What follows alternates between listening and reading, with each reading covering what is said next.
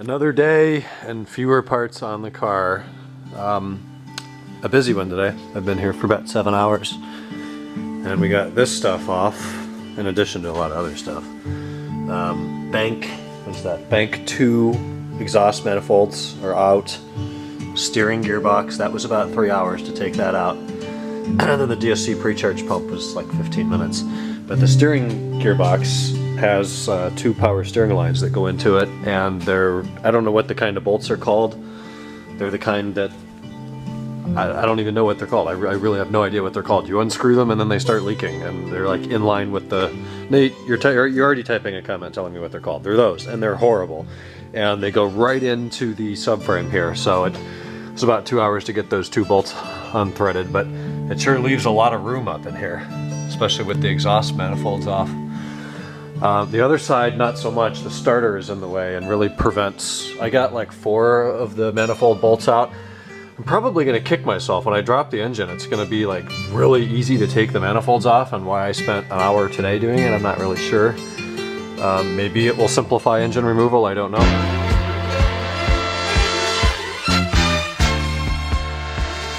This is the stuff that came out yesterday. I already showed you that. I took out the shifter today, and then I worked for an hour or so trying to figure out how to take the huge box apart that has all the HVAC and the blower motor and that in there. And there's all these little motors that actuate the rods to direct the air.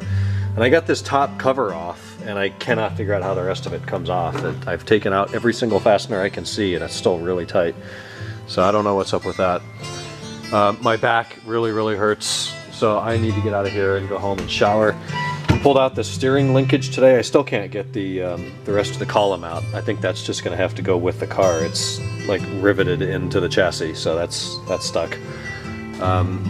Airbags. I mean, everything here has come out in the last 3 days. The wiper motor, that thing that's under the coolant. There's 2 zones. I don't know what it's called. I really don't know. The power steering reservoir. What a mess. There are so many parts and wires on this car. And this is the thickest part of the positive battery cable. That ends up here under the passenger seat. So once I need to get that box out, then I can get the carpets out, then I can get the cable out.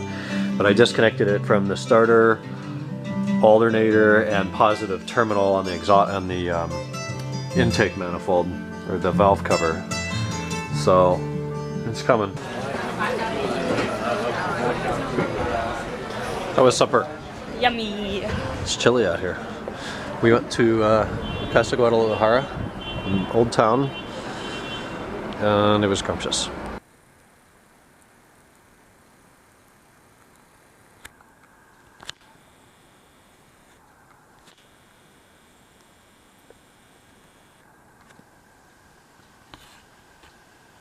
So, Casa Guadalajara for dinner with Megan tonight. It has been a crazy day. I got up at about 8 right after she left for work and got to work doing mail and vlog catch up this morning. Headed into the shop. New friend Tommy came down from San Marcos. So he has an E36, he had an E39 528. Sold that, bought an M5. Got a really good deal on a nice one on Craigslist. It's a 2000 in carbon black, with a luxury extended leather black interior. 177,000 miles. It needs some stupid stuff. So it's got a cracked door brake, so I'm going to do that DIY for him next Thursday. The washer pump is not working. I don't know if there's a wiring issue, or maybe it's just not plugged in, or more than likely the pump is bad and I have an extra pump. So that's going to be next Thursday. He's also got an issue with the passenger front door.